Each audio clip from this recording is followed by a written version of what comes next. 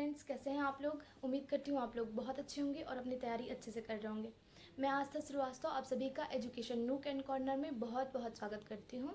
Thumbnail देख के आप लोग को समझ में आ गया होगा कि आज इस वीडियो में हम लोग किस टॉपिक पर बात करने वाले हैं। ठीक है, जैसा कि आप सभी जानते होंगे कि 17th बीपीएससी का जो एग्ज़ाम डेट है, पीटी का एग्ज़ाम डेट है, वो 13 दिसंबर को फाइनल किया गया है कि उसी डेट को एग्ज़ाम होगा। ठीक है, अब एग्ज़ाम को लेके बहुत सारे लोगों के मन में कई तरह के सवाल उठ रहे होंगे कि एग्ज़ाम कैसा जाएगा, क्वेश्चन पेपर कितना टफ होगा, इजी होगा, या फिर अपनी जो टारगेट लेके चल रहे हैं वो सही है या नहीं है, जो हम लोग रूल फॉलो कर रहे हैं वो सही है या नहीं है, किस तरीके से अब हम लोग को स्टेप बाय स्टेप आगे बढ़ना चाहिए। इन सभी बातों का अलग अलग वीडियो में हम लोग जिक्र करेंगे, बात करेंगे क्या करना चाहिए।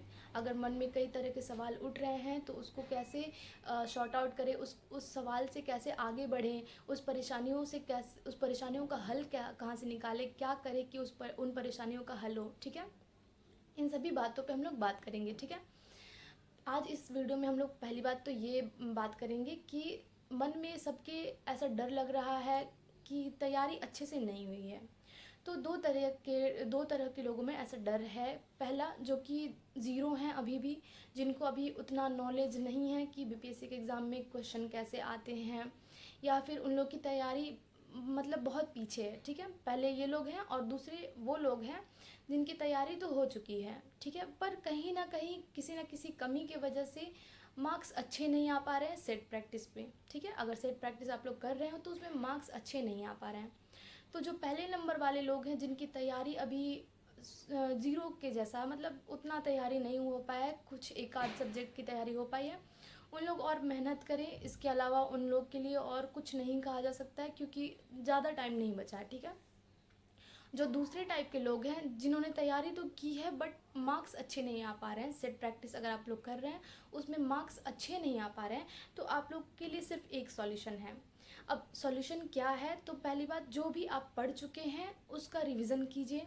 ठीक है, कोई एक गाइड बुक फॉलो कीजिए, जैसे कि लूसेंट का बुक या क्राउन का बुक, ये सब कोई एक जो बुक है वो फॉलो कीजिए। ठीक है, और साथ ही साथ जो आप लोग सेट प्रैक्टिस करते होंगे, जैसे अगर एडुटेरिया का सेट प्रैक्टिस कर रहे हैं, या अरिहंत का किसी भी पब्लिकेशन का अगर आप लोग सेट प्रैक्टिस कर रहे हैं, या फिर ऑनलाइन किसी चीज़ का सेट प्रैक्टिस किसी से कर रहे हैं, अगर 150 क्वेश्चन का सेट प्रैक्टिस आप लोग दे रहे हैं डेली, तो आप लोग डेली का जो सेट प्रैक्टिस है उसका एक एक क्वेश्चन का सॉल्यूशन देखें। सॉल्यूशन देखने के बाद, अगर फॉर एग्ज़ाम्पल अगर चंपारण सत्याग्रह के बारे में कुछ क्वेश्चन पूछा है, जैसे कि पिछले बार पूछा था बत्तख मियाँ के बारे में, ये किसी को नहीं पता था। ठीक है, तो कुछ एक आध क्वेश्चन ऐसे रहेंगे जो कि किसी को पता नहीं रहेगा। अगर आप तुक्का लगाते हैं तो सही हो जाता है, लेकिन तुक्का आप नहीं लगाएं तो ही बेहतर है, क्योंकि निगेटिव मार्किंग है। ठीक है, लेकिन अगर चंपारण सत्याग्रह के बारे में और भी कुछ क्वेश्चन आता है कि किन्होंने गांधी जी को चंपारण आने का न्योता दिया था, तो आप सभी को पता होगा कि राजकुमार शुक्ल जी ने दिया था। ठीक है, लेकिन चंपारण के बारे में सिर्फ एक दो क्वेश्चन नहीं है, कई सारे ऐसे क्वेश्चन हैं जो कि चंपारण सत्याग्रह से बन सकता है आपका। अगर क्वेश्चन आता है और आपकी सेट से वो क्वेश्चन छूट रहा है, या फिर आप लोग को 2 मिनट बैठ के सोचना पड़ जा रहा है उस पर, यानी कि आपका वो जो टॉपिक है वो अच्छे से क्लियर नहीं हुआ है। ठीक है, तो आप क्या कीजिए कि एक कॉपी लीजिए, उस पर चंपारण सत्याग्रह हेडिंग दीजिए, और उसके बारे में जहाँ जहाँ से स्टैंडर्ड बुक से हो, या गाइड बुक से हो, या कहीं से, या गूगल से हो, या यूट्यूब से हो, कहीं से भी उसके बारे में पूरा डिटेल नॉलेज ले लीजिए। यानी कि चंपारण सत्याग्रह कब हुआ था, यहाँ से लेके उसके बारे में एक एक पॉइंट आप लोग देख लीजिए कि कब हुआ था, कहाँ हुआ था, किसके द्वारा क्या किया गया था, उसमें एक एक चीज़ पॉइंट को आप लोग लिख लीजिए। ठीक है, इससे ये होगा कि आप लोग अगर जब एग्ज़ाम देंगे तो एक भी क्वेश्चन छूटने का ये उम्मीद नहीं रहेगा कि हाँ एक भी क्वेश्चन छूट जाएगा। ठीक है, आप लोग एक एक क्वेश्चन सही बना पाएंगे। फिर वैसे ही अगर करेंट अफेयर्स का कुछ क्वेश्चन है जो कि छूट रहा है, तो इसके लिए आप लोग नोट्स नहीं बनाएंगे। इसके लिए सिर्फ आप यही कर सकते हैं कि बहुत सारे 2-3 बुक को आप फॉलो कर सकते हैं, 3 तो नहीं, 2 बुक को कम से कम आप लोग फॉलो कर सकते हैं। कि एक एडुटेरिया का आप लोग ले सकते हैं, और एक स्पीडी का ले सकते हैं, या फिर कोई भी एक प्रतियोगिता दर्पण का ले सकते हैं। कोई भी एक ले लीजिए, 2 बुक लीजिए, 2 बुक को एकदम फॉलो कीजिए, और उसका एक एक क्वेश्चन को अच्छे से समझ के याद कर लीजिए। ठीक है, बिल्कुल टाइम नहीं है अभी।